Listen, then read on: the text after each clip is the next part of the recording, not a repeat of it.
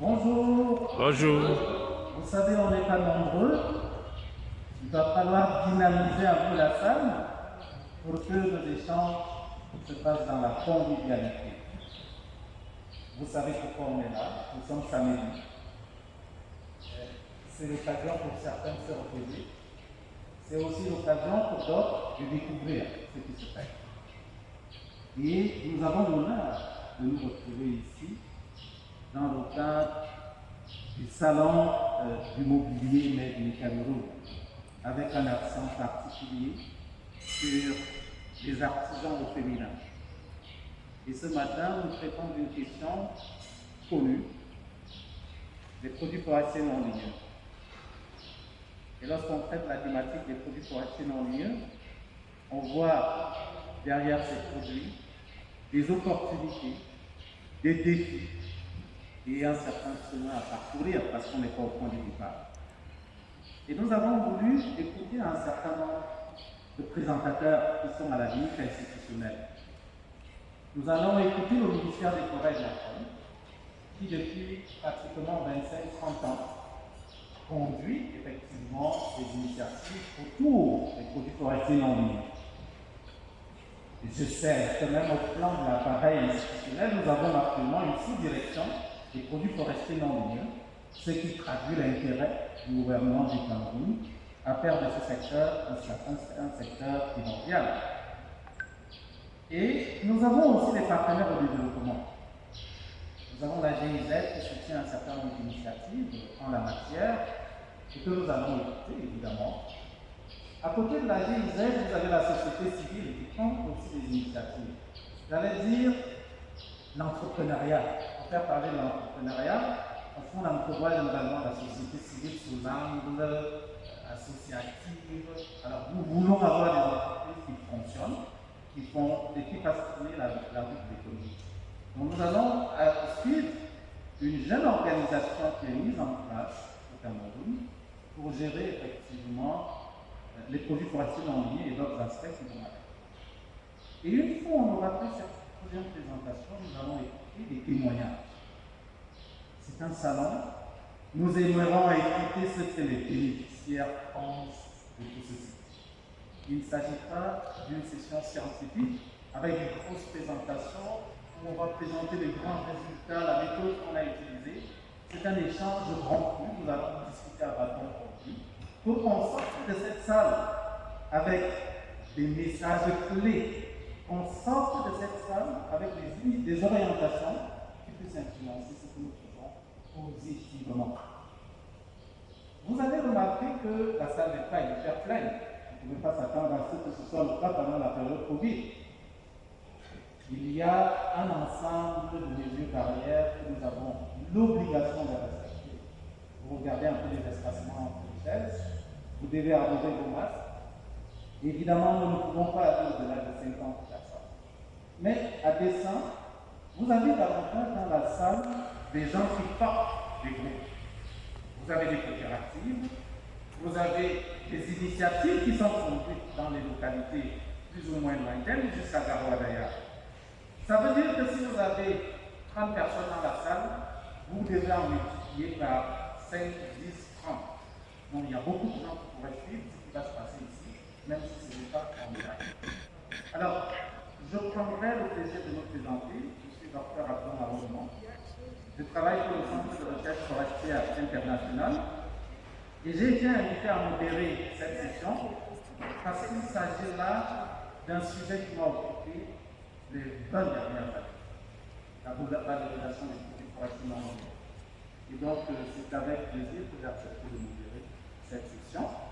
Les autres seront présentés au fur et à mesure. Je remercie ceux qui ont organisé cet événement. Nous aurons 3 présentations, comme j'ai indiqué. La première, c'est le ministère des Forêts et de la Faune, qui prendra 15 minutes et qui plantera le décor sur le cadre institutionnel, les avancées. Où est-ce qu'on en est? Quels sont les défis qu'on a encore sur la table? Et nous avons le plaisir d'introduire Madame Mezoué, qui va donc faire cette présentation pour nous. Si vous voulez vous présenter davantage, je vous laisse la parole. Merci. Merci pour la parole donnée. Bonjour à tous. Bonjour. Je suis Mezo Bélicouné Fleur d'Amour, épouse. Je suis ingénieur des eaux et forêts, chef service de la certification, à la sous-direction des non lieux, la direction de la transformation des produits forestiers. Donc j'ai l'honneur de présenter aujourd'hui le cadre légal et réglementaire national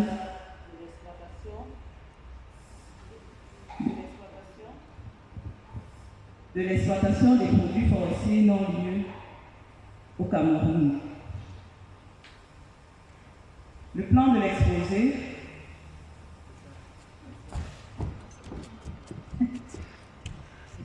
je présenterai l'exposé par une simple introduction pour essayer de vous montrer un peu d'où on vient et du cadre légal et réglementaire proprement dit et puis des perspectives.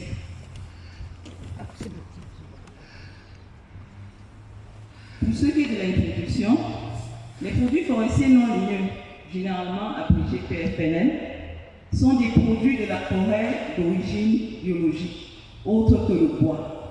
Ça peut être des produits végétaux, ça peut être des produits animaux.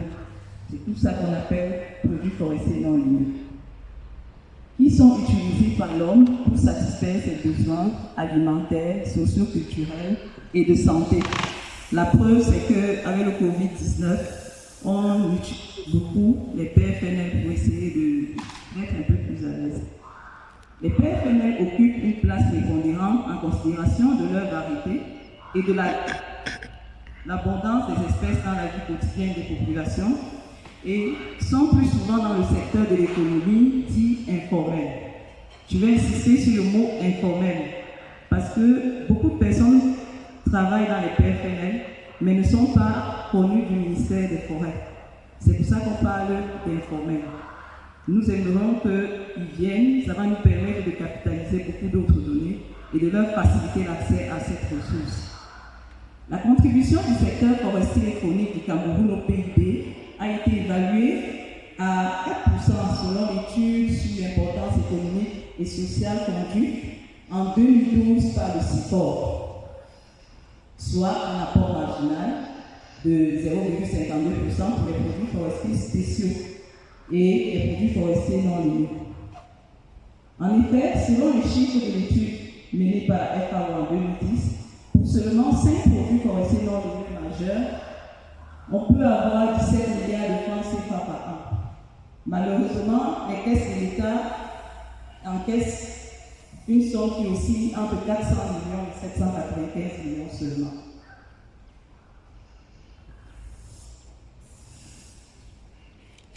Les experts s'accordent à dire que l'évaluation de la première édition du PND. Il faut noter que la GIZ nous a accompagnés à élaborer deux plans nationaux de développement des produits forestiers non ligneux, un en 2012 et l'autre en 2018. Ils sont en train de le mettre en œuvre. Donc, ils s'accordent à dire que l'importance des PFNL est connue de tous et les actions prioritaires du premier plan ont permis d'augmenter leur rapport de 8,4%. Maintenant, le cadre réglementaire jadis, c'est-à-dire de 1994 à 2018, relatif à l'exploitation des produits forestiers spéciaux et des produits forestiers non ligneux, traitait ceux-ci dans leur globalité, sans tenir compte de leur spécificité. Avant, pour faire des produits forestiers non ligneux, tu ne pouvais qu'avoir un agrément, parce que c'était classé dans les produits spéciaux. Le cadre s'était révélé inadapté pour assurer la gestion durable, soutenir la réduction de la pauvreté et promouvoir le développement économique et social en rapport avec les potentiels de ces ressources.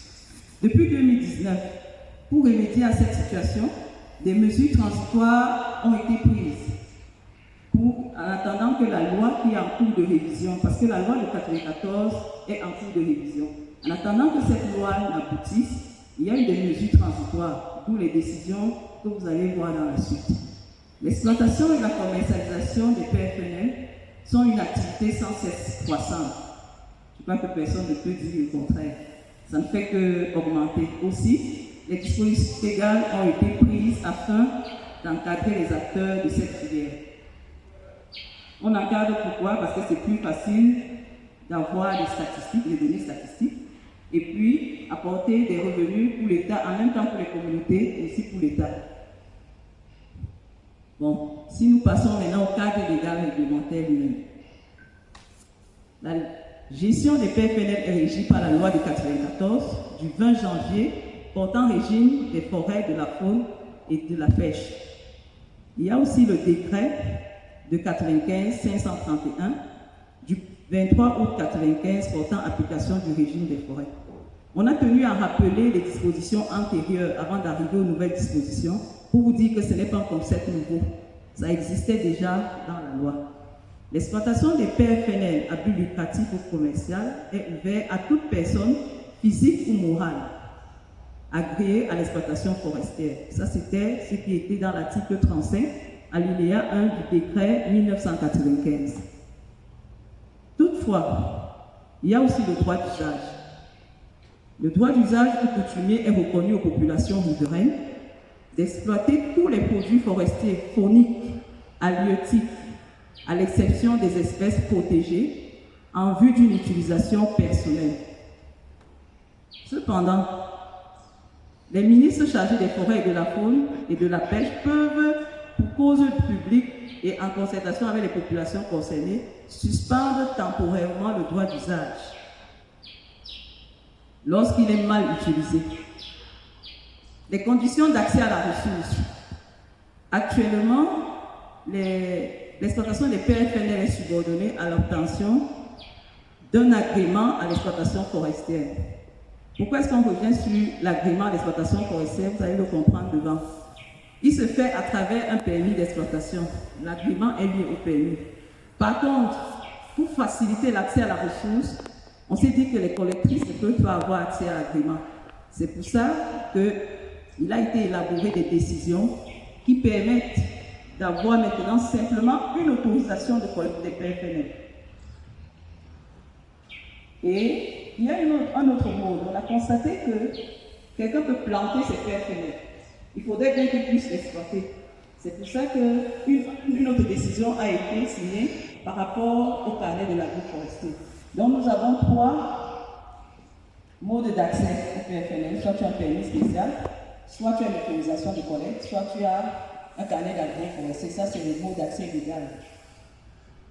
Bon, pour ce qui est du permis, le permis d'exploitation, je vois que c'est défini là-haut, mais je vais aller directement, indique notamment les essences dont l'exploitation est autorisée, des quantités, des produits à récolter, la zone d'exploitation ainsi que les conditions d'utilisation locale.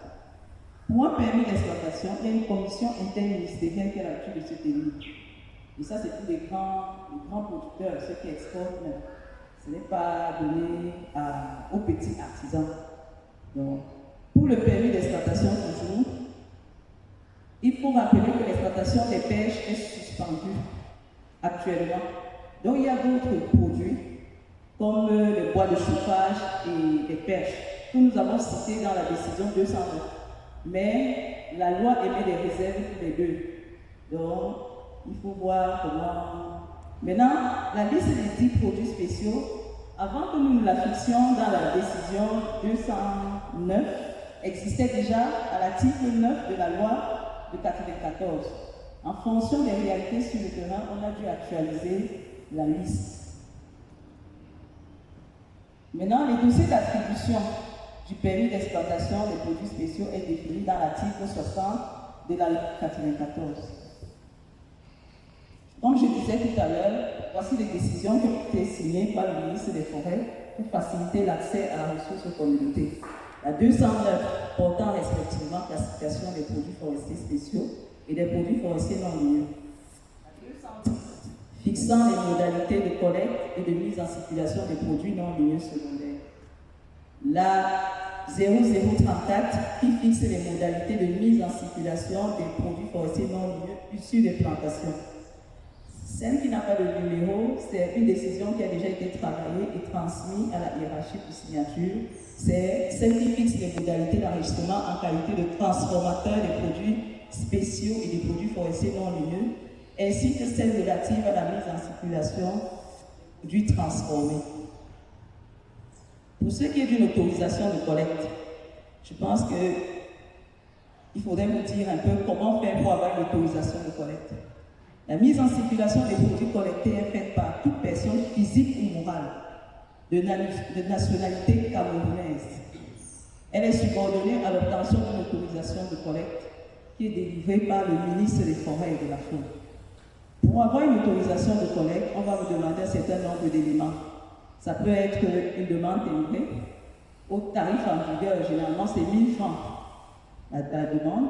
Le timbre, une fiche technique. Cette fiche technique se fait au niveau de donc, vous la prenez au niveau du document. Fiche technique indique les quantités, les produits et le mode de collecte. Une attestation de non-redevance au cas échéant. Quand on dit à la première phase, on ne vous demande pas une attestation de non-redevance. C'est quand vous êtes déjà habitué à l'activité qu'il faut se rassurer que vous êtes quitte par rapport à vos taxes. Un récépissé de déclaration d'association. Ça, c'est dans le cas où c'est une association. Une copie certifiée de la CNI conforme. Ça, c'est quand c'est une personne physique. La fiche d'exécution des activités. Ça veut dire quand vous revenez l'année qui suit par rapport à l'année que vous avez commencé, vous nous dites au moins comment vous avez exécuté vos activités. Ça donne lieu d'un rapport d'activité. Et maintenant, l'autorisation de collecte, c'est très important, est valable seulement pour une durée d'1 an. Ça ne peut pas aller à l'année qui suit. Ça veut dire si vous faites votre autorisation en novembre, en décembre, le 31 décembre, cette autorisation est déjà caduque. Pour ce qui est toujours de l'autorisation de collecte, quand vous avez déjà eu cette autorisation, lorsque vous aurez des produits, il faudra les transporter. Vous avez besoin donc des lettres de voiture. Et lorsque vous venez solliciter des lettres de voiture pour transporter vos produits sans difficulté, on va vous demander une copie de cette autorisation de collecte qui a été donnée. C'est notamment, faites aussi, évidemment, vous faites la demande pas au ministre des Forêts, mais au directeur de la promotion et de la transformation. Et puis, les pièces qui justifient que vous avez payé la taxe relative à la quantité que vous avez demandée. Pour ce qui est du carnet de l'agroforestier, je vous ai expliqué que le carnet de l'agroforestier, pour quelqu'un par exemple qui fait son champ de coque, il ne va pas passer par l'agrément.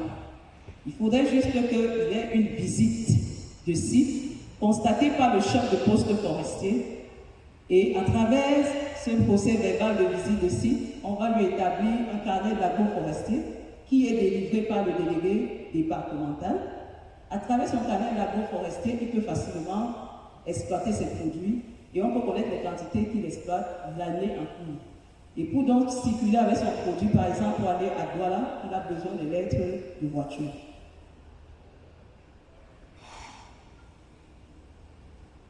Pour la fiscalité sur les PFNL, on va nous poser la question de savoir pourquoi la taxe. Ce n'est pas nous qui fixons la taxe.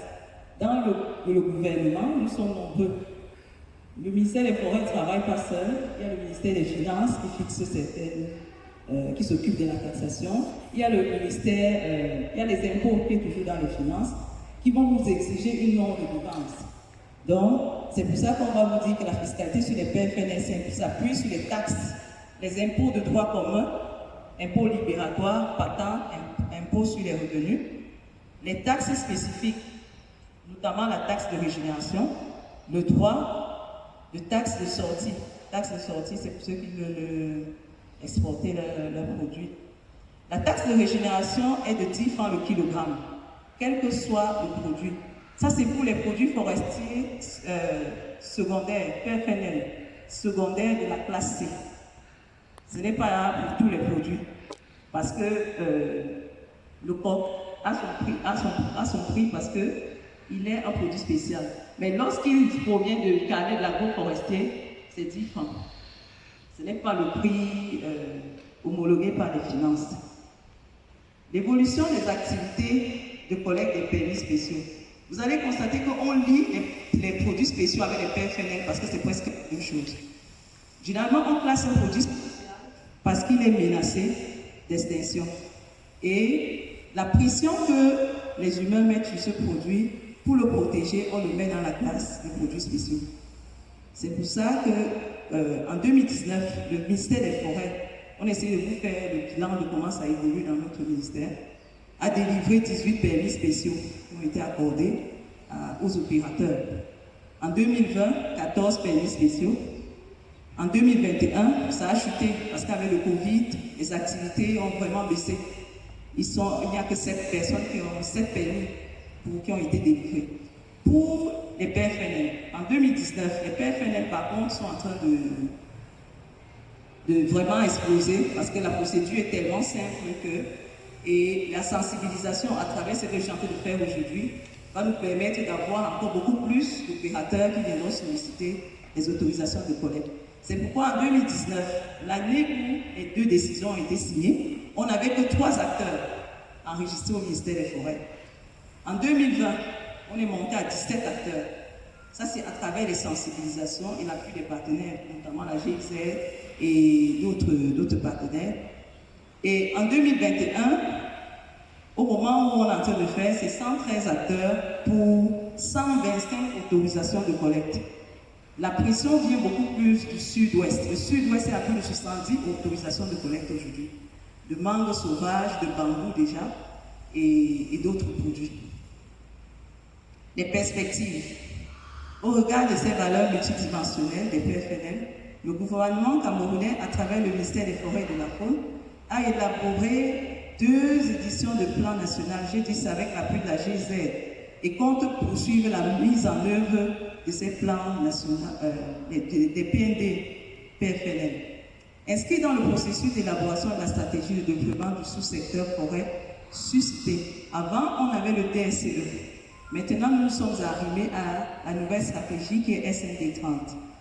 Et là-bas, les produits pharmaceutiques et les plantations des PFNL ont une valeur très élevée. Le PND PFNL se présente maintenant comme l'ensemble des actions qu'on peut mettre en œuvre pour permettre aux différentes parties prenantes impliquées dans le développement des PFNL de dégager le potentiel des richesses qu'elles renferment. Pour ce qui est des perspectives aussi, le MINFOF et les partenaires et les ONG, parce que nous ne travaillons pas seuls, il y a beaucoup d'ONG qui accompagnent les communautés dans les villages, se proposent pour l'avenir d'encadrer la transformation plus poussée des PFNL. Et pour cela, nous avons déjà fait beaucoup d'activités avec la GIZ a déjà marqué ses empreintes sur le terrain parce qu'ils ont doté les communautés, les coopératives, des unités de transformation. On a eu au niveau des unités de transformation parce que ces coopératives ont des machines aujourd'hui pour facilement transformer les PFNL, notamment à l'est, à l'extrême nord, au nord et dans le sud-ouest. Nous proposons aussi d'aller jusqu'à l'élaboration des normes. Vous savez que s'il n'y a pas la qualité, la commercialisation du produit ne suit pas. Donc, avec la GIZ, on est en train d'aller vers l'élaboration des normes et des produits majeurs en fonction des communautés. Et maintenant, il faudrait continuer, comme d'habitude, à poursuivre l'encadrement des acteurs des filières PFNL et des chaînes de valeur. C'est ce que nous allons faire au niveau du ministère des Forêts, avec l'appui des communautés d'abord, parce que c'est eux qui sont directement en contact avec la ressource, et des partenaires. Merci pour votre aimable attention. Je vais un peu commenter la dernière photo parce que ici, ça c'est une activité pratique de la transformation des PFNL. Vous allez voir que les communautés qui travaillent là, ça c'était peut-être à l'extrême nord, ça c'est le Nîmes qui est transformé. Voici les machines, un exemple de machine qui a été offert aux communautés pour leur faciliter la tâche. Et dans la bassine que vous voyez là, c'est l'huile de Nîmes, le produit donc nous sollicitons vraiment que beaucoup d'acteurs viennent se faire enregistrer et soient connus de l'administration. Nous allons vous accompagner avec beaucoup de satisfaction. Merci pour votre aimable attention. Qui sera faite par la GIZ, notamment Madame Nedo, c'est ça? Et donc vous avez la parole pour 5 minutes. Merci. Bonjour encore à tout le monde. Bonjour. Je suis Démission Nedo, conseiller technique junior. J'accompagne les femmes PFNL de 4 régions, dans lesquelles nous intervenons, à savoir le centre-est, l'extrême nord et le nord, nous les accompagnons dans la valorisation des produits forestiers non ligneux. Donc, il a été notre présentation portera sur le rôle de la femme dans les produits forestiers non ligneux. Et le plan est assez simple. On va juste rappeler l'importance des PFNL et comme tout secteur émergent, c'est la question de parler des défis et la gestion durable étant donné que nous sommes un projet forêt-environnement et rappeler également les perspectives et les risques des chaînes de valeur PFNL. Donc, concernant l'importance des PFNL, on sait que c'est une importance sociale parce qu'à la base, les PFNL sont une activité traditionnelle pour les femmes. Donc, c'est une importance sociale, une importance économique parce qu'elle permet d'apporter des revenus aux ménages et également une importance culturelle parce que les populations qui vivent dans les forêts utilisent ces PFNL pour se soigner, pour se nourrir, également pour leur vie traditionnelle. Cependant, on constate également qu'il y a des défis autour des PFNL, notamment la structuration des acteurs, parce qu'on a plusieurs acteurs qui interviennent dans les chaînes de valeur, à savoir les collecteurs, les transformateurs et la commercialisation, mais on constate qu'ils ne sont pas organisés, c'est-à-dire que les collectes se font encore de façon individuelle. Il n'y a pas de prix homologués, chacun vend comme il veut, il n'y a pas d'unité, vraiment, les prix ne sont pas très standards. On a également ce qui peut influencer sur la commercialisation des produits, parce que le marché n'est pas réglementé, n'est pas toujours réglementé, et le transport, le niveau d'enclavement de nos routes ne permet pas aux femmes de sortir avec leurs produits. On constate également que les femmes PFNL ont des fortes capacités financières. Par exemple, elles ne peuvent pas garantir le produit auprès des populations locales. Quand on regarde le secteur des PFNL, c'est beaucoup plus les marchands nigérians qui dominent le marché. Parce que les femmes n'ont pas les possibilités de garantir la matière première, étant donné qu'il y a des besoins de première nécessité. Donc, pour remplir leurs besoins de première nécessité, ils sont toujours obligés de brader leurs produits et ils ne peuvent donc pas bénéficier largement de leur production. On a également un problème d'accès à la ressource, parce que de plus en plus, les femmes vont très loin dans la forêt pour collecter leurs produits, parce qu'autour des maisons, la production n'est plus aussi bonne, donc on a un problème de ressources. Alors, par rapport à ces différents défis, on propose une approche de gestion durable. Dans les approches de gestion durable, on propose la mise en place de coopératives. Dans nos régions d'intervention, par exemple, on a appuyé la mise en place de plusieurs coopératives qui permettent de regrouper les acteurs, les collectrices et femmes PFNL, les femmes qui font dans la transformation, pour améliorer ainsi la commercialisation. Il est important de valoriser les PFNL à travers la collecte, la transformation et la commercialisation, car il est important que la transformation se fasse de beaucoup plus mécanisée. Parce qu'à l'extrême nord, par exemple, il y a de cela 3-4 ans, le Nîmes se faisait encore à la main. Pour obtenir un litre d'huile, on faisait encore beaucoup d'heures.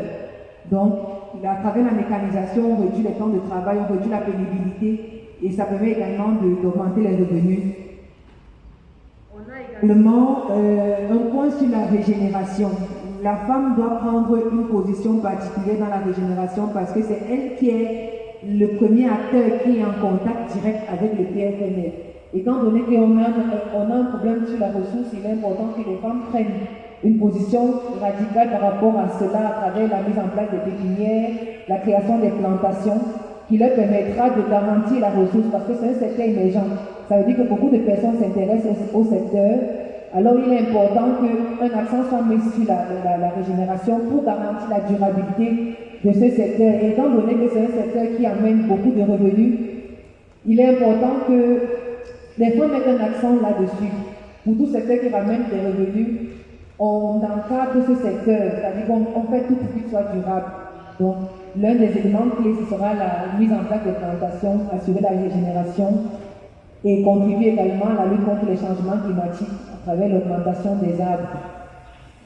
Comme secteur émergent, on a plusieurs perspectives et des risques. La perspective, c'est l'autonomisation de la femme. Autonomisation dans tous les sens. Il ne s'agit pas seulement d'avoir beaucoup d'argent, mais également de contribuer à la prise de décision dans les familles. Parce que la vente des PFNL permet aux femmes d'avoir de l'argent, de scolariser leurs enfants de contribuer à la santé du ménage, donc d'augmenter leur place un peu dans la société, dans leur famille, dans leur foyer, et contribuer également à l'évolution de la société. Mais, comme risque, c'est l'accaparement des chaînes de valeur par les hommes.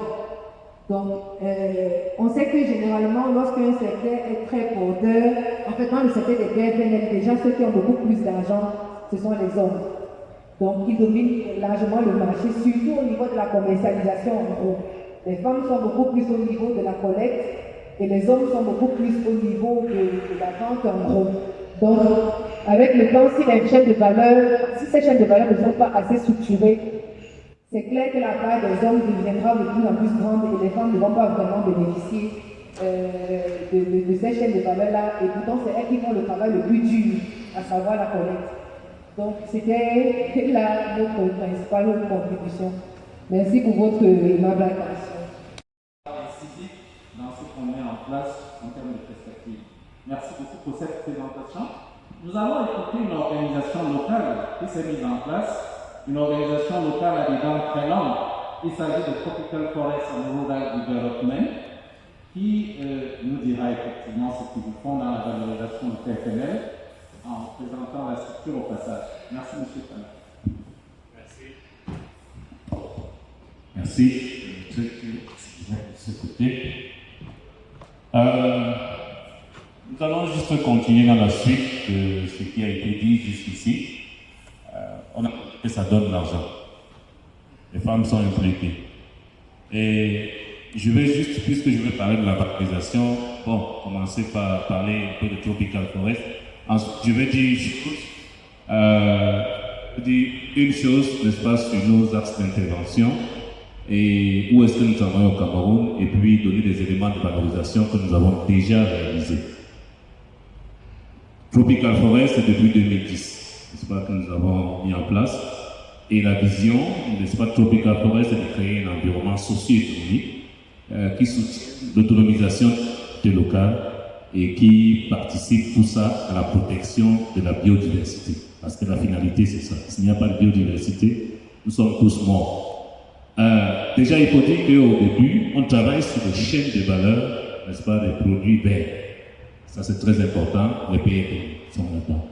Deuxièmement, on essaie de travailler sur les groupes. On a relevé le point de la structuration des groupes qui est très important. Il y a des éléments à mettre là-dedans pour la gestion, n'est-ce pas, des ressources locales, des ressources naturelles. Et ce n'est pas seulement les PFNL, il y a beaucoup de choses qui gravitent tout autour.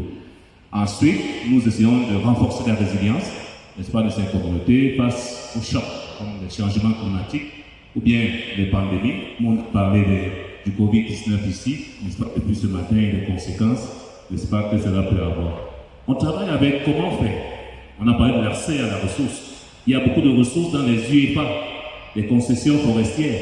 Les femmes n'ont pas toujours accès, n'est-ce pas, à ces ressources qui sont là. Il faut négocier avec le secteur privé pour faciliter, n'est-ce pas, l'accès, n'est-ce pas, aux femmes à ces ressources qui sont là pour pouvoir augmenter les revenus. Aussi, n'est-ce pas, nous travaillons sur tout ce qui est la recherche scientifique. On accompagne toujours un peu les éléments de recherche scientifique pour orienter, n'est-ce pas, le travail qui est en train d'être fait. Abdou a dit tout à l'heure qu'il a travaillé 20 ans. Et je pense qu'il a toujours des choses à faire parce que la recherche permet d'avoir d'autres. Donc, pour nous, on prend soin des communautés, un peu. We care for communities.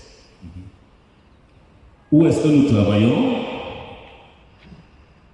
C'est ici, au niveau de la réserve de biosphère du Dia, à la périphérie.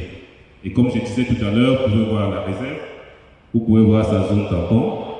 Ici, c'est une UEFA, en haut une forêt communautaire, et la forêt communale, et il y a beaucoup de forêts communautaires tout autour, et la zone, n'est-ce pas, des communautés, n'est-ce pas, qui existe. Et là, au clair, nous avons une zone d'impact d'environ 153 000 hectares.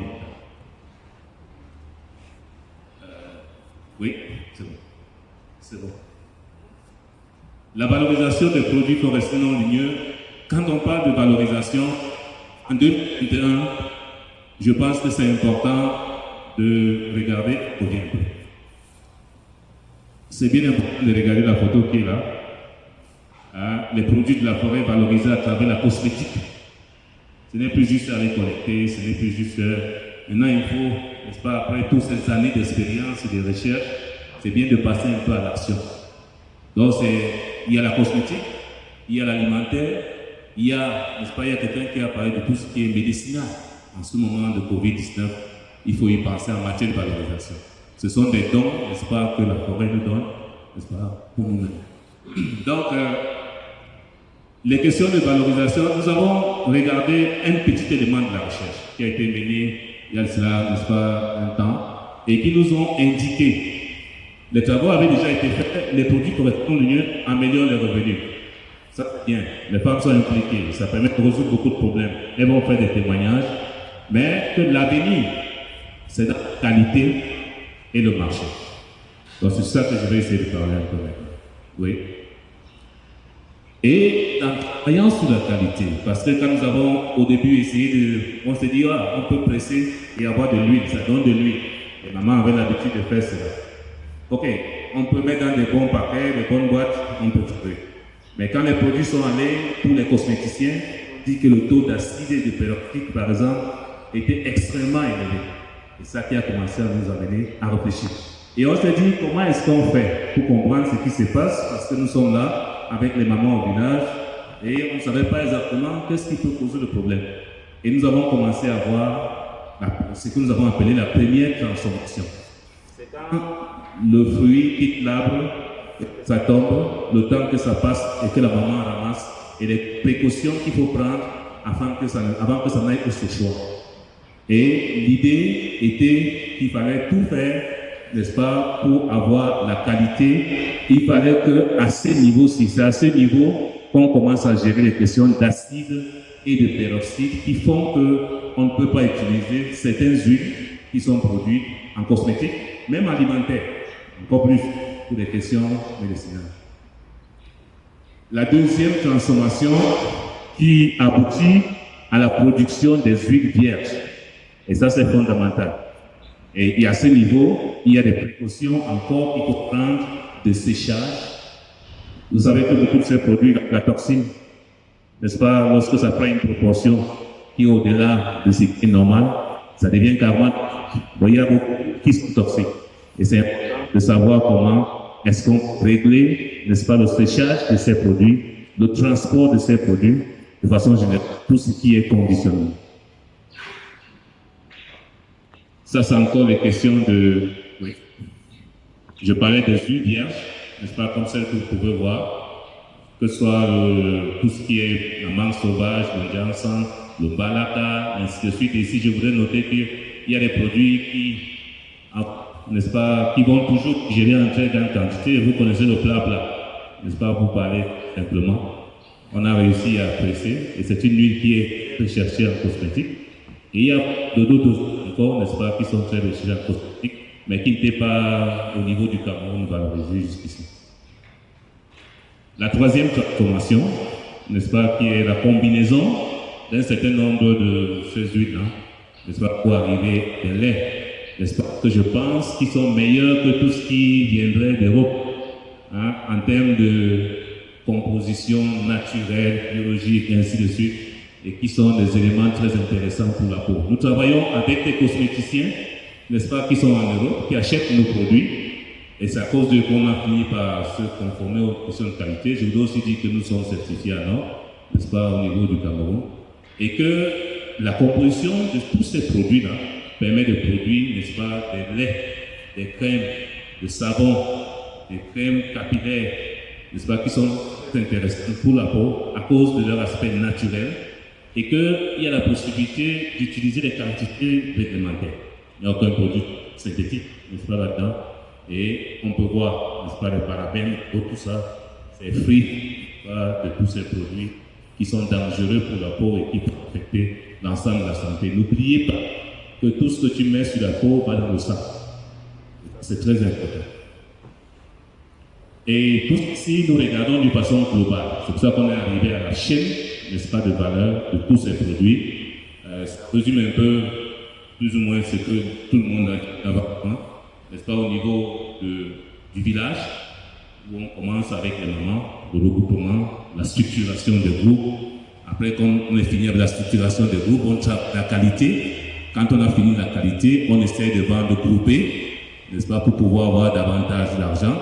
Et puis, il y a un problème qui se pose maintenant parce qu'il faut à tout prix transporter, n'est-ce pas, là où on parle d'énergie, problème d'énergie jusqu'ici, qui permet, n'est-ce pas, de pouvoir posséder la deuxième transformation et aussi la troisième transformation. Et après, il y a un aspect, un élément important qui consiste la production. On arrive ainsi sur le marché. Et ça, c'est très important. Quand on accompagne, n'est-ce pas, les organisations à la base, on dit qu'ils ne peuvent pas faire le commerce selon les lois du Cameroun. C'est pour ça qu'il faut penser maintenant à un aspect business, n'est-ce pas, un élément business. C'est pour ça que vous pouvez constater qu'il s'agit de Tropical Forest en Rural Development qui travaille, n'est-ce pas, dans l'accompagnement, et de Tropical Forest Food and Cosmetics, n'est-ce pas, qui est une entreprise et qui permet de pouvoir boucler la chaîne. Et ça, c'est une expérience très intéressante qu'il est important, n'est-ce pas, de conduire les communautés parce qu'on s'est rendu compte aussi que chaque fois qu'on veut la qualité, ça se juge ici, à la fin, quand on a la crème, quand on a le savon, quand on a des huiles. Mais où est-ce qu'on peut, à quel niveau est-ce qu'on permet de travailler la qualité? Ça va être de maman là-bas, au début, au village.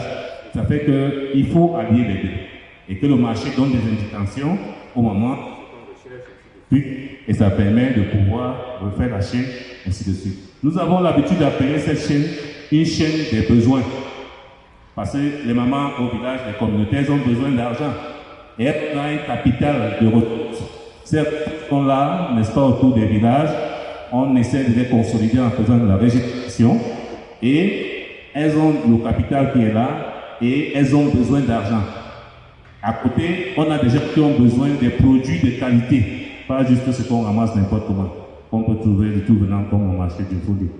Donc, ils ont besoin de ce genre de produits parce qu'ils ont un marché qui recherche la qualité. En ce moment-là, bouscule. Moi je veux, toi tu veux, ainsi de suite, ainsi de suite. Et ça donne une idée sur la durabilité de la chaîne. N'est-ce pas? C'est un élément important pour lequel il faut penser lorsqu'on essaye d'accompagner les communautés. Il faut dire que nous travaillons, comme j'ai indiqué, à côté des aires protégées. L'élément biodiversité est très important. Donc, j'attends le jour où on va dire que l'huile de Moabi qu'on a produit, on paye aussi un peu pour le gorille, n'est-ce pas, et le chimpanzé qui tourne autour et qui permet même souvent de faire la régénération. Donc, il y a tous ces éléments que nous protégeons. C'est un ensemble, n'est-ce pas, où la valorisation de la biodiversité, il y a aussi du business qu'on fait avec. Moi, j'ai l'habitude, quand je discute avec les communautés, on ne peut pas garder ce qui ne nous sert à rien. Si vous avez les forêts, les animaux, ils ne vont pas garder ça si ça ne les sert à rien. À partir du moment où ils savent que ce Moabi qui les donne l'argent, les animaux ont participé à planter ça, c'est très facile que tu lui dis il faut aller le planter encore, ils vont vite planter parce que ça donne l'argent. Ensuite, parce que les animaux régénèrent, n'est-ce pas, ils vont dire oh, il ne faut pas qu'on tue les animaux. Et ça commence à changer un peu le paradigme et ça permet que ces communautés sont davantage responsables et ils peuvent produire, n'est-ce pas, des produits de qualité. Et comme je disais tout à l'heure, on veut que ces cosméticiens qui sont basés en Europe ou bien nous-mêmes ici, n'est-ce pas, qu'on commence à payer plus 100 francs par kilo, 200 francs, 500 francs par kilo parce qu'on a protégé le gorille là où on ramassait. Ça, c'est très important. Et c'est une filière d'avenir, parce que maintenant, on constate que les femmes africaines, n'est-ce pas, sont en train de retourner à tout ce qui est naturel. Et le naturel, il y en a suffisamment. Et on constate même qu'il y a des associations qui se créent maintenant pour lutter contre, n'est-ce pas, le blanchissement de la peau. Donc je pense que la filière est une filière d'avenir. Nous voulons juste, n'est-ce pas, supplier le gouvernement à travers ces différentes composantes, le ministère des Forêts, le ministère du Commerce, le ministère, n'est-ce pas, des Finances, afin de faciliter, n'est-ce pas, davantage cette filière, parce que jusqu'à présent, tous ceux qui s'investissent sont taxés comme les brasseries du Cameroun. Par exemple, je prends l'exemple des brasseries, tout le monde connaît les brasseries. Donc, il faut trouver, n'est-ce pas, une fiscalité qui est davantage favorable à la biodiversité, parce que c'était tout. Nous faisons un bénéfice pour l'écosystème en travaillant comme ça. le gouvernement doit en tenir compte, n'est-ce pas, dans la fiscalité. Et c'est très important parce que tous ces jeunes coopératives et entreprises, s'ils veulent se conformer aux normes, parce que pour être des normes, je crois que jusqu'ici, le département des normes réfléchissait encore pour que tous les 6 mois, on vienne payer les normes, c'est un problème. Je ne sais pas s'ils sont encore dans cette lancée, mais je ne sais pas qui va se conformer à ce niveau.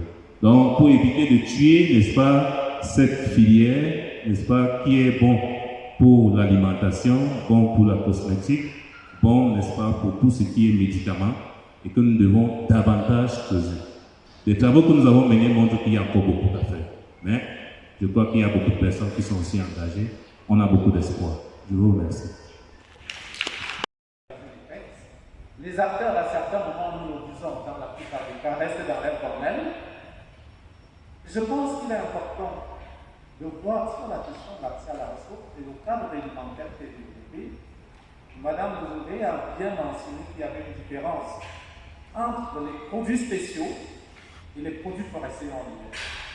Les modes d'accès nouvelles qu'elle essaye de préciser, avant que je laisse la parole au public. En définitive, moi qui vais exploiter les PFNL, est-ce que le cadre réglementaire qui passe par l'exigence d'avoir une qualification à travers l'agrément et plus tard le permis, est-ce que l'évolution actuelle permet, si nous parlons des PFNL, d'aller un peu plus loin ou d'aller plus vite? Peut-être cette clarification nous permet aussi de voir, parce qu'elle a effectivement montré que le nombre est très haut maintenant avec les demandes. C'est très important de le comprendre avant que la loi ne soit modifiée. Merci, Madame. Vous pouvez prendre la parole. Merci. Merci pour la parole donnée. Si je comprends bien votre préoccupation, c'est est-ce que le cadre réglementaire actuel permet aux acteurs de terrain de pouvoir exploiter et si c'est accessible à tous. La question, c'est simplement sur les facilités qu'apporte le cadre réglementaire au-delà de la loi qui est assez compliquée en attendant qu'elle soit modifiée. Est-ce qu'il y a des facilités par le processus d'encadrement actuel qui permet d'aller plus vite? Quand j'ai fait l'exposé, je vous ai parlé de la loi de 1994. Et alors, la loi de 1994, il y avait déjà des dispositions par rapport aux produits forestiers non lieu, mais qui étaient strictes et n'étaient pas adaptées au contexte de facilitation. Il fallait un agrément, et pour avoir un agrément, c'est le président de la République qui donne l'agrément. Et l'agrément ne s'obtient pas. Ce n'est pas le ministre des Forêts qui donne l'agrément, c'est le président de la République. Ça ne s'obtient pas en une année. Et il fallait avoir un permis spécial. Et les coûts du permis étaient très élevés. Voilà pourquoi, en attendant que la loi qui est en cours de révision sorte, il y a eu des décisions. Et cela a été pris déjà à partir des plans nationaux de développement des produits forestiers non ligneux. Beaucoup de réflexions, beaucoup de séances ont été faites. Et c'est dans ces plans-là qu'on avait programmé d'alléger les procédures pour faciliter l'accès à la ressource aux petites collectrices qui sont dans les villages. Et pour faciliter donc, il y a 3 décisions qui ont été signées par le ministre des Forêts. Avant que ces décisions ne soient signées, il y a eu des ateliers où les acteurs ici présents, parce que je me connais des visages, ont été impliqués dans le processus d'élaboration des 10 textes. Avant même d'adopter les textes, nous avons fait une petite vulgarisation pour voir quelles sont les limites de ces textes-là. Donc avec les communautés ont participé à travers les représentants des coopératives à l'élaboration de la 209 et de la 210. Et lorsque nous avons fini d'élaborer, nous leur avons demandé quels sont les facteurs locaux. Dans cette facilitation, on a décidé déjà de mettre des produits qui n'étaient pas dans les produits secondaires et qui ne sont pas menacés par rapport à la gestion durable en classe C.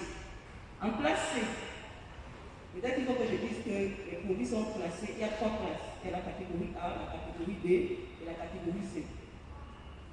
Ce que les mamans exploitent au village et les coopératives et qui ne nécessitent que 10 fois le kilogramme, c'est ceux de la catégorie C. Et lorsque les deux textes ont été élaborés, ces textes sont en cours de sensibilisation et de vulgarisation.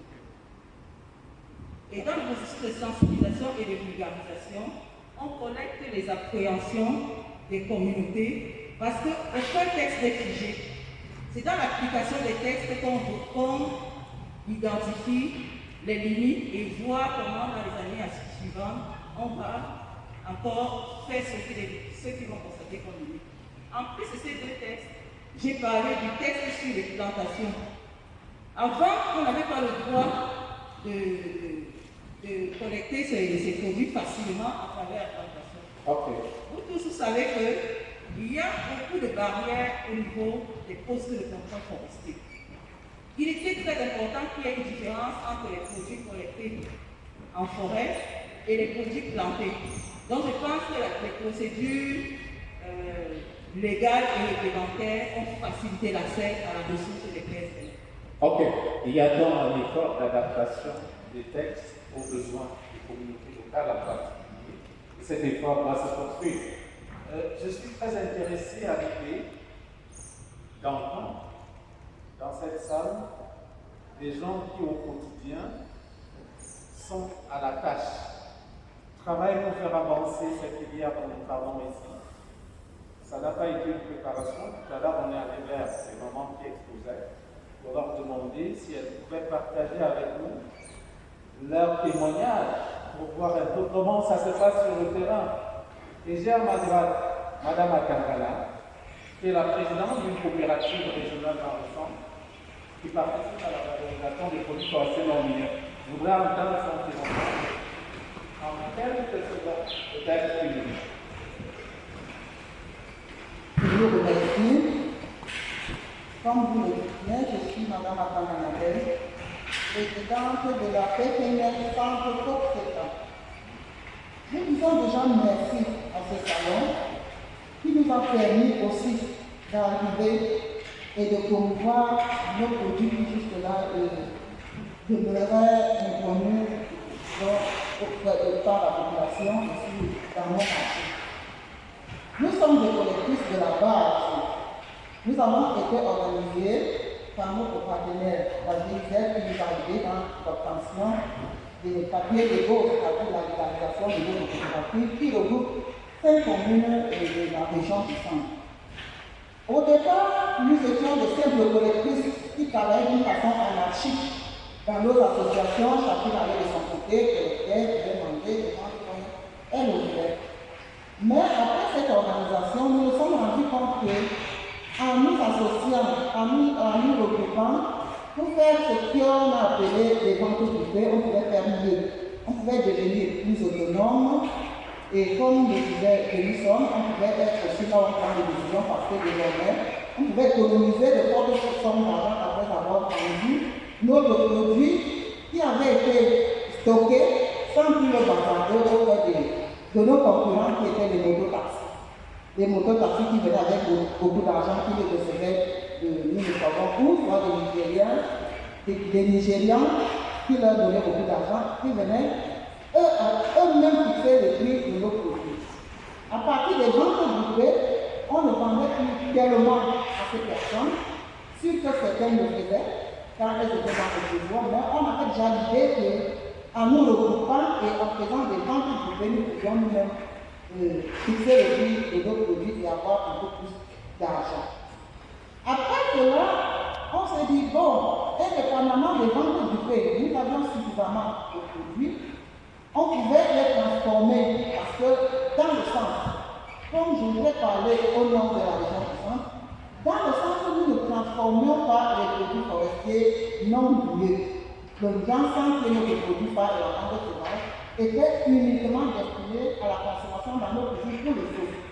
Donc, avec notre partenaire, la GIZ, nous avons compris que, en copiant l'exemple des autres, peut-être de l'Est, et peut-être du sud-ouest, on pouvait transformer nos produits en huile et avoir beaucoup plus d'argent en les transformant, ils sont plus chers.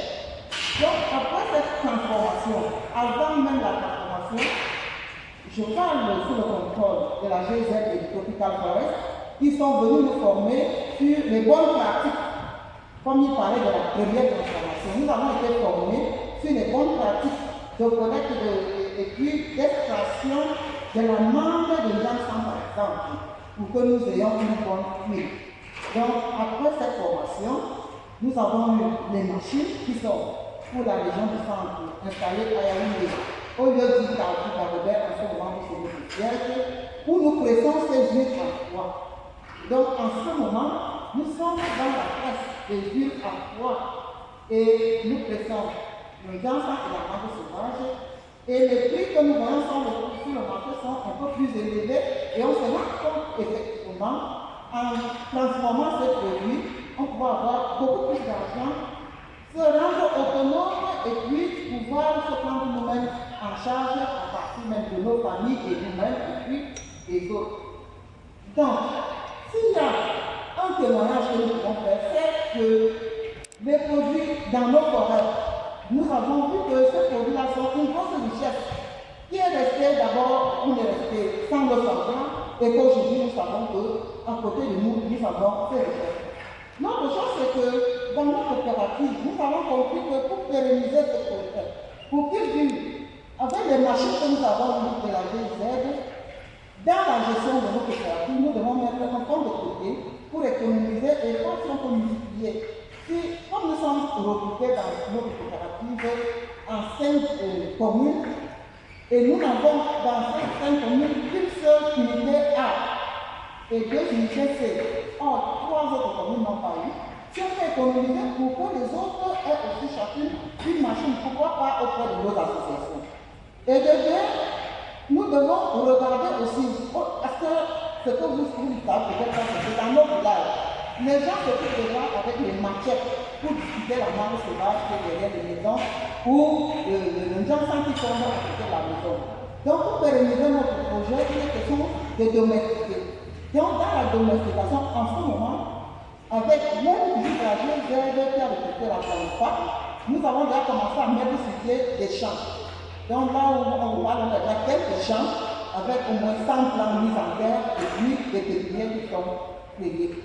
Donc, certainement, nous disons merci pour ce salon, merci à la GIZ, merci pour tous ceux qui nous ont appelés. Je vous remercie.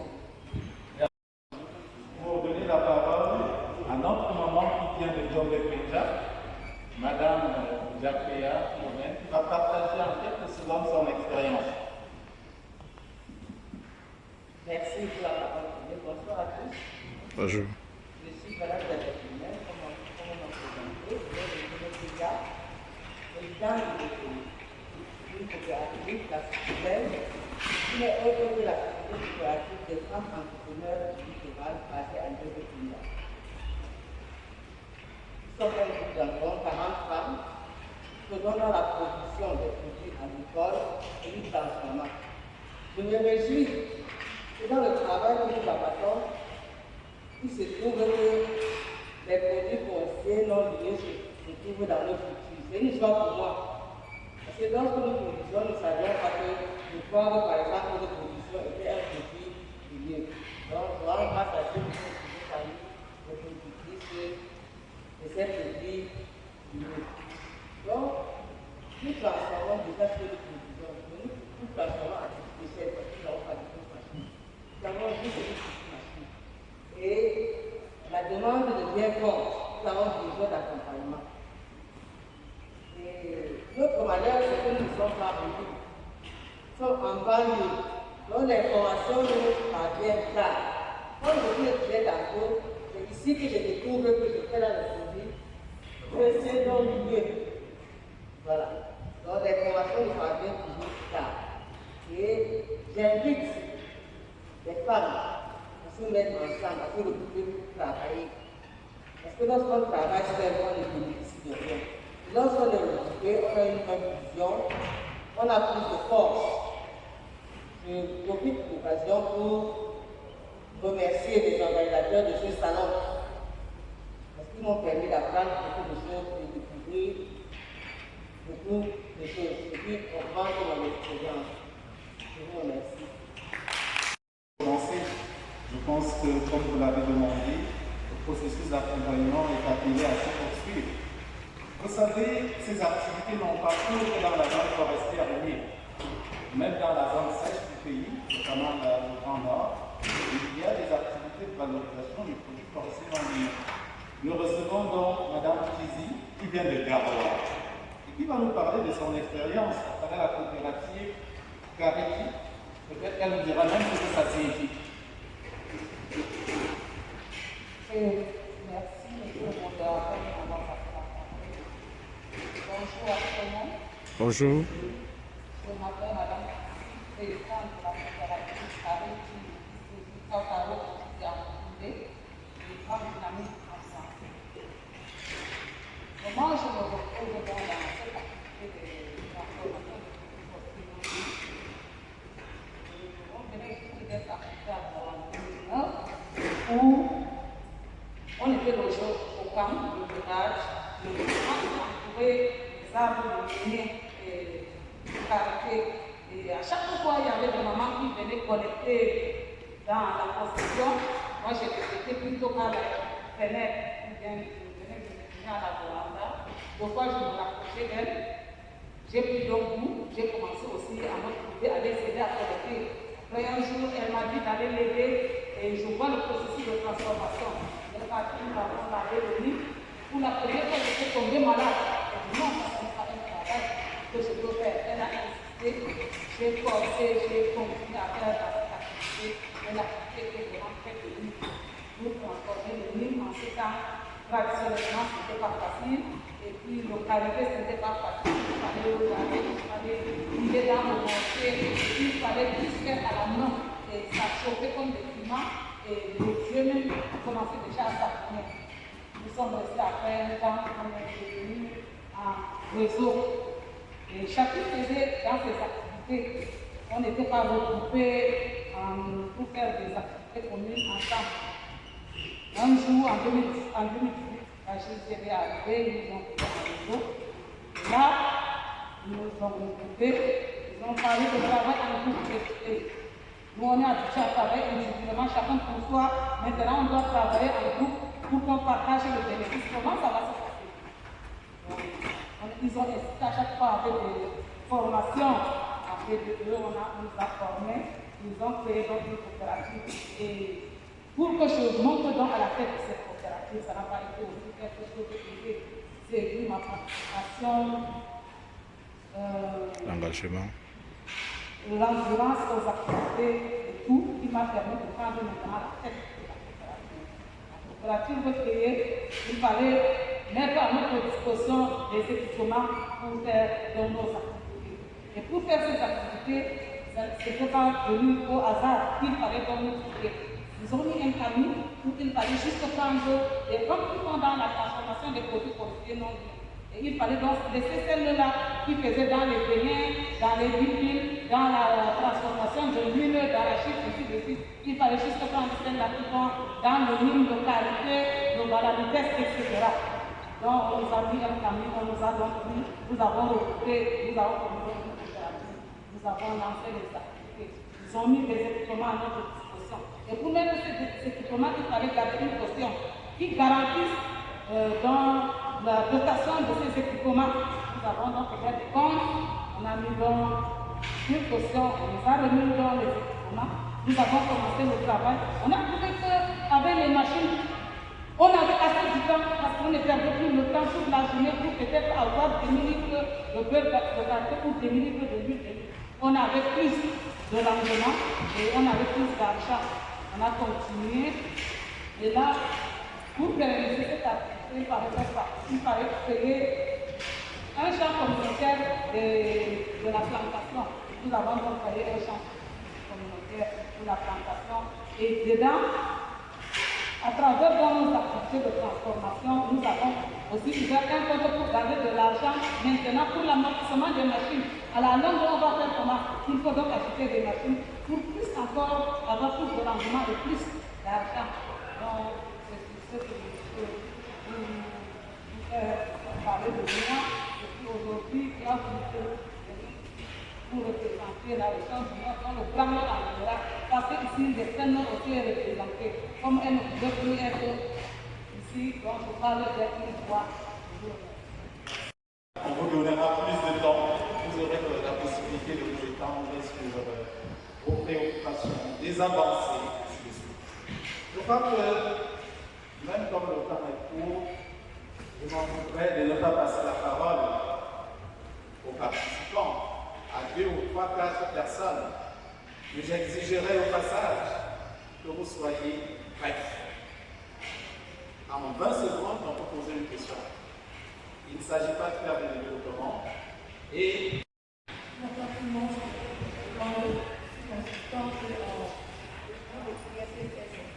alors, ma question s'adresse à Madame Kangana. Pour être vrai, est-ce que vous avez la question à une personne qui est mais j'aimerais savoir, est-ce que, à ce jour, vous arrivez à commercialiser vos produits transformés et vous gagnez des bénéfices? Ça, c'est ma question. Merci.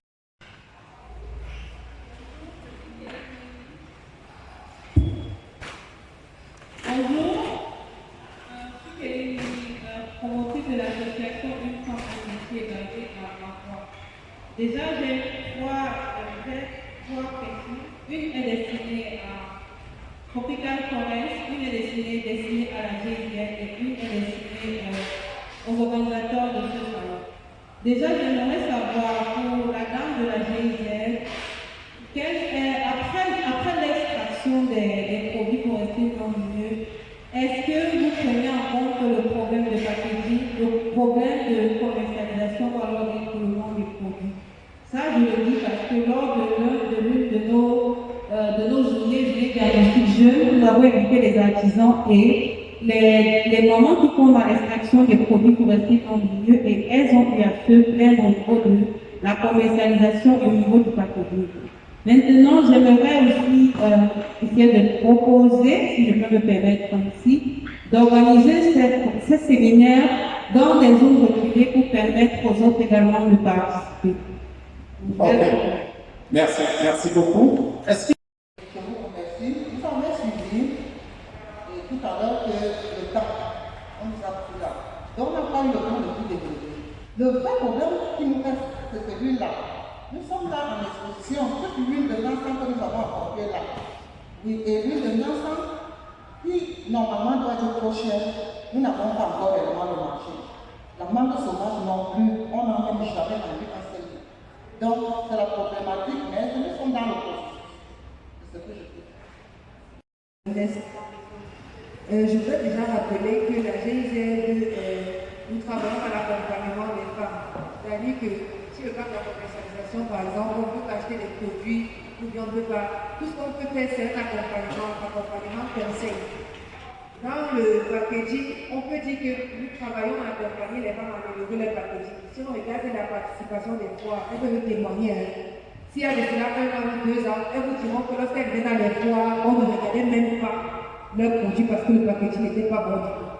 Donc, nous dirons que c'est un processus, on les accompagne progressivement à améliorer leur packaging. Maintenant, concernant la commercialisation, à notre niveau, ce qu'on peut faire pour les femmes, c'est un peu, on peut expliquer des partenariats, c'est-à-dire qu'on essaie de les mettre en relation avec les personnes qui font la transformation, avec les entreprises de cosmétiques, pour qu'elles-mêmes se prennent en charge dans la question des contrats ou dans la communication.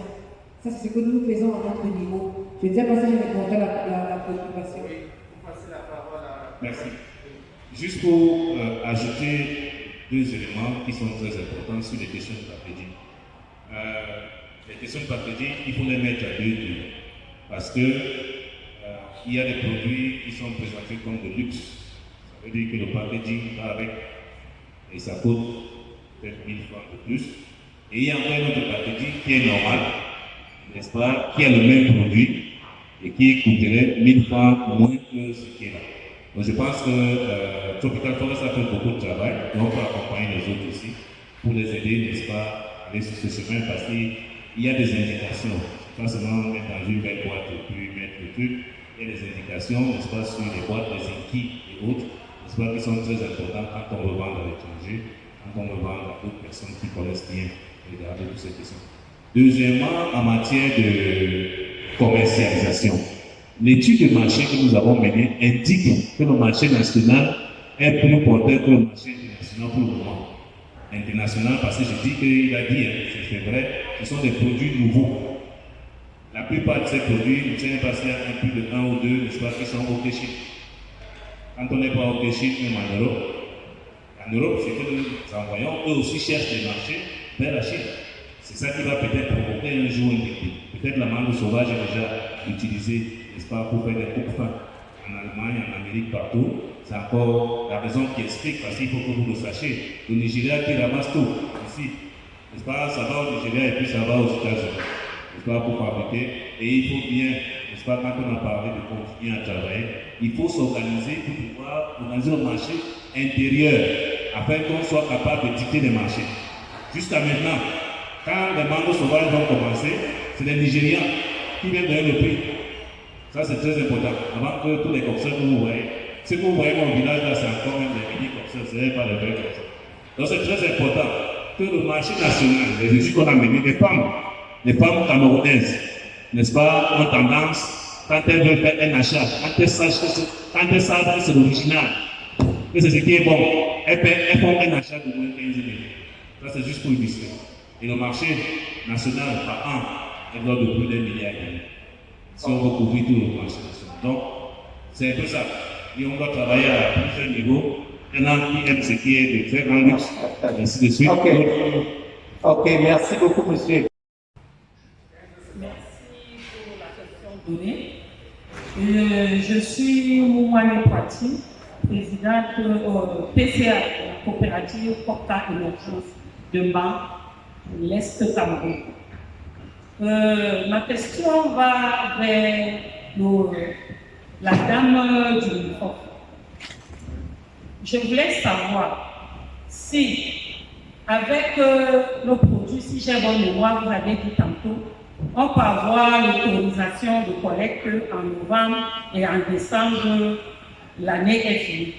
Est-ce que si nous n'arrivons pas à collecter tous nos produits et que nous avions déjà eu une autorisation de collecte, est-ce qu'au niveau des PFNL, on ne peut pas avoir la prolongation comme dans les forêts? Là, c'est déjà la première question. La deuxième, je reviens, c'est par rapport au reboisement. Est-ce que nos produits que nous pouvions planter, on peut payer les taxes au même moment, au même niveau que les produits que nous collectons en forêt? Ça, c'est mes deux préoccupations. Je vous remercie. Merci. La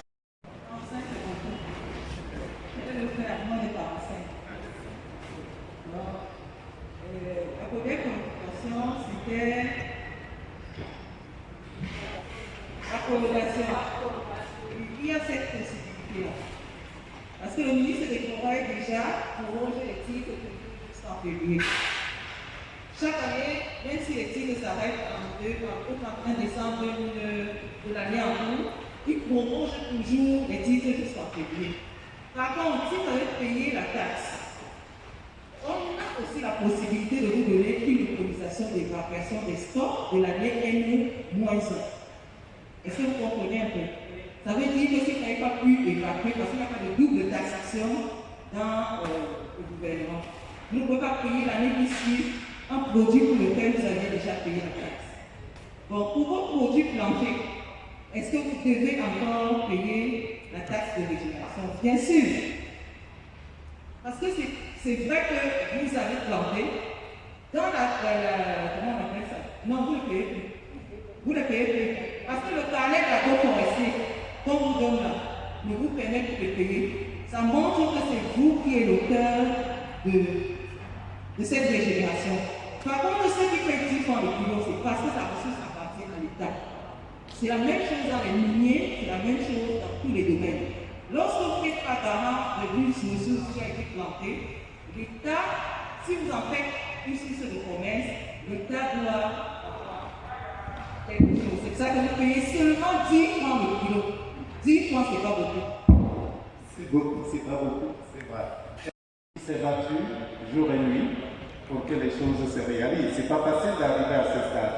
Nous sommes ici, nous avons été heureux de suivre toutes ces communications. Nous avons suivi les témoignages. Merci Aline pour le travail que tu as fait dans le noir. Je voudrais en même temps, oui.